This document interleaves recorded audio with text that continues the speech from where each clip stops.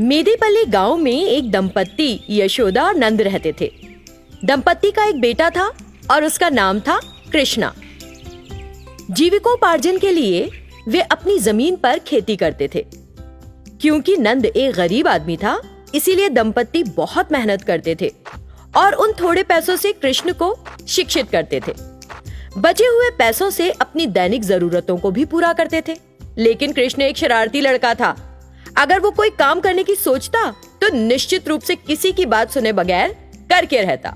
एक दिन जब यशोदा और नंद अपनी भूमि पर काम कर रहे थे तो कृष्ण ने अपनी भूमि की रुकावट पर घुटने टेक दिए और अपनी आंखें बंद कर ली, जिसे देखकर यशोदा और नंद कृष्ण के पास आए। क्या हो गया मेरे बेटे?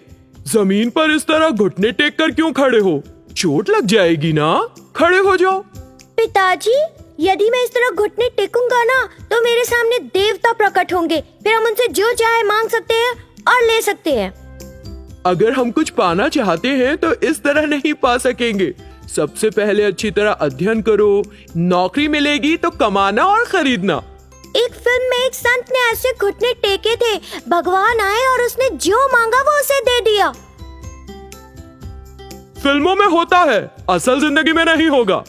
फिर वे घर चले गए। अगले दिन फिर यशोदा और नंद अपनी भूमि पर काम कर रहे थे। तभी अचानक कृष्ण ने भी मिट्टी खोदना शुरू कर दिया, जिसे देखकर यशोदा और नंद ने सोचा कि शिव फिर से कुछ हरकत में व्यस्त है और उसके पास आए। कृष्ण, ये क्या कर रहे हो? मिट्टी क्यों खोद रहे हो? ऐसा लगता है कि पृथ्वी के अंदर गुप्त खजाना है। खोद कर अगर हम उसे पा लेंगे तो हमारी किस्मत बदल जाएगी। यशोदा और नंद एक दूसरे को हैरान होकर देखने लगे। हे ईश्वर, गुप्त खजाने की क्या सनक चढ़ी है।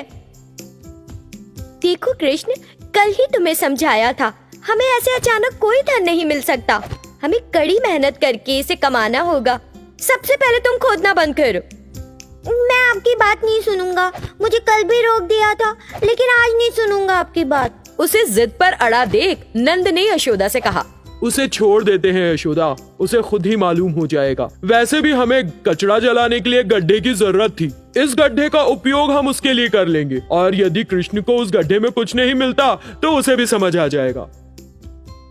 इसके बाद कृष्ण ने मिट्टी खोदना जारी रखा। कुछ देर बाद जब यशोदा और नंद अपने काम में व्यस्त थे, माँ, पापा, ये सुनकर यशोदा और नंद जल्दी में कृष्ण के पास आए।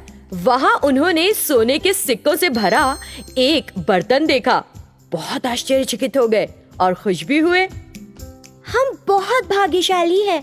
इसके साथ हमारी सभी समस्याओं का समाधान हो जाएगा। तुमने एक शानदार काम किया है बेटा।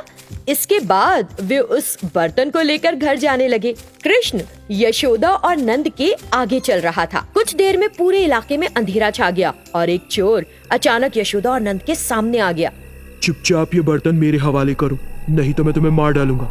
कृष्ण जो आगे चल रहा था वो पीछे मुड़ा और उसे देख लिया। ये देखकर कि वो उसके माता पिता को धमका रहा है, कृष्ण को एक आइडिया आया। उसने रस्सी लेकर सड़क पार 2 पेड़ों को बांध दिया। नंद जो डर गया था, उसने चोर से कहा, नहीं, हमें मत मारो, तुम्हें जो चाहिए हम देंगे। हाँ, हम आपको देंगे, हमें छोड़ दीजिए। ठीक है, तो बर्तन मेरे हवाले करो, मैं तुम्हें छोड़ दूंगा। तुरंत उन्होंने डर के मारे चोर को सोने का बर्तन दे दिया। उस सोने के बर्तन को लेकर वो चोर वहाँ से भागने लगा और कृष्ण द्वारा बंधी रस्सी में उलझकर नीचे गिर गया। तुरंत कृष्ण ने एक लकड़ी उठाकर उस चोर को उसके सर पर मारा। इसके बाद चोर बेहोश होकर गिर पड़ा। यशोदा और नंद वहाँ आए और अपना सोने का बर्तन ले लिया। इस तरह कृष्ण ने न सिर्फ अपने माता पिता को बचाया, बल्कि व्यवहार कुशलता से अपने परिवार की किस्मत भी बदली।